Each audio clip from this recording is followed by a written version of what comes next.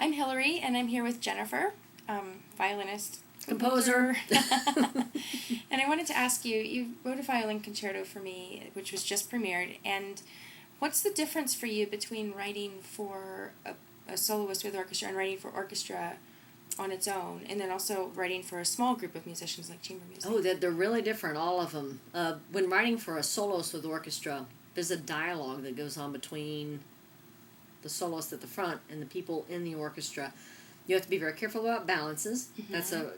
That's a prime consideration. It's something I actually worry about a lot, and mm-hmm. I Me constantly. Too. Yeah, I'm sure. When I play. Because you don't want the soloist to have to push. And I have a tendency to write a lot of counterpoint lines and active rhythms, which is much harder to balance a soloist against. But balance is the primary thing, but it's also capturing the essence of the performer, trying to figure out mm-hmm. ways to show them off all the different aspects of their playing, their artistry. Mm-hmm. And especially in a concerto, you have the opportunity over a pretty big duration to show different aspects of the artist. That's true. If you're doing something for just orchestra, there's less pressure because you don't have someone you're trying to balance at the front. Your elements are just moving within the orchestra. And usually I'm told, write a piece that's very hard or kind of medium hard or something that can be put together in one rehearsal. Those are the terms you get? Sometimes it is, yeah. Sometimes they tell you duration, instrumentation, and occasionally they'll say, look, we need to do this in one rehearsal, so can you design the piece that way? Do they ever tell you what else is on the program? Sometimes they do. Or I'll request to find out what's on so I can figure out how to balance it. And they often determine the instrumentation according to what they've already put on the program. So if it's a Higdon size, to bring in other people. That's right. Or waste the people who are there. That's it, exactly. And so what I have to do is think about how do I fit my creativity within the confines that they need for that particular concert. Chamber is different. The gestures are very different in chamber music because it's a more intimate setting and there's more rehearsal. Mm-hmm. And a good example would be if you looked at Beethoven's string quartets and Beethoven's symphonies. The string writing is actually different. That's true. Yeah, the complexity, the way the lines interact. And you have to consider when you're writing for orchestra that it's a big organism and it's in a big hall, so there's an acoustical phenomena of this sound that kind of collects. If you get a lot of people playing fast, it slows down a little bit. It has to mm-hmm. for the sound to go out. If it's a string quartet, it's not the same thing. You've got four mm-hmm. string players, you can actually move faster. Of course, I had you doing the concerto, and I have you moving pretty fast. So, yeah, but not everyone is moving fast all the time right. unless they're playing the same note. That's right. Like in this particular concerto. And you kind of have to figure out the weight of the orchestra, the sound, whether it's brass. Because at one point when we tried this, we actually had full brass sections accompanying you, and I realized the weight was too great. It was creating this, the overtones were clashing. Right. So I actually rescored that section for just 4 horns. And horns have a much smaller bore on the instrument, so that means the tube they play with, that they have to blow into the mouthpiece, and the mouthpiece is also shallower.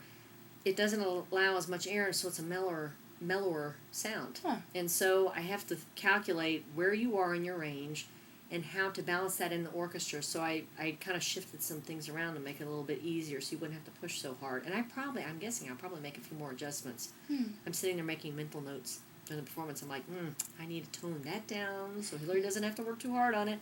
You know, your sound is great. But I think that way for interpretations as well. Like, yeah. As I'm playing a piece, I'll think, okay, well, next time I'll try it differently in this direction. Right. And so you're always tweaking. And I think a lot of people think that composers don't really, like, it's written and then it's done. No, it's not. Some people are like that, right? Yeah, I think there are definitely composers who think that way. But to me, music's a living organism, mm-hmm. you know, and it's also an expression of the person playing. And I think you have to really take that into consideration. I love hearing different interpretations of my music. I know some composers, Stravinsky was very adamant that it had to be the way he had written it.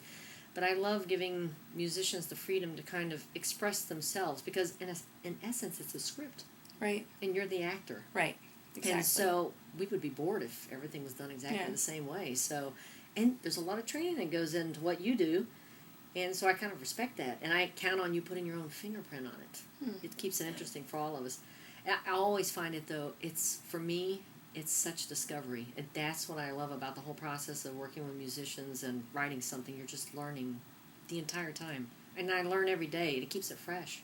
Well, when you write for an orchestra, orchestras have their own personalities. They do. So do you, like, if there's, for example, a really good principal oboe in the orchestra, do you write special solos for them? Or do you write to the orchestra's strengths? Or do you write for a general concept of orchestra where it'll sound consistent from orchestra to orchestra as much as possible? You know what? It's actually a little bit of both. I know I've written a concerto for orchestra that was originally for the Philadelphia Orchestra, and a lot of the players were asking for specific things in their solos. Oh, is that okay? Yeah, okay. It was kind of cool, actually.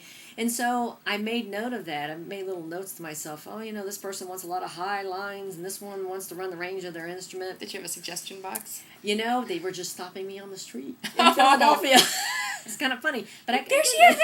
Stop her. Don't let her cross that intersection. Tell her what you want, But, there was something kind of nice about that because it meant it was a personal experience for them. And then we wondered, after I'd written it for them, how would this transfer to other orchestras? But it turns out their requests kind of reflected their instruments. Oh. So, and we found that out accidentally. So, but it does change. I mean, it's a living thing. That's the thing that's so nice about hearing music live, because it changes from place to place, orchestra to orchestra, and hall to hall. Concert to concert. That's right. And the conductors will have a different interpretation, and the soloists will have a different interpretation. And it may be that you feel a certain way on a certain night, and so you might play a section differently. But I love that. It's part of... I like it it's too. Part of it, yeah. It just makes it interesting for everybody, but it also makes it thrilling because it may change from night to night. It's pretty cool, isn't it? Yeah, it is.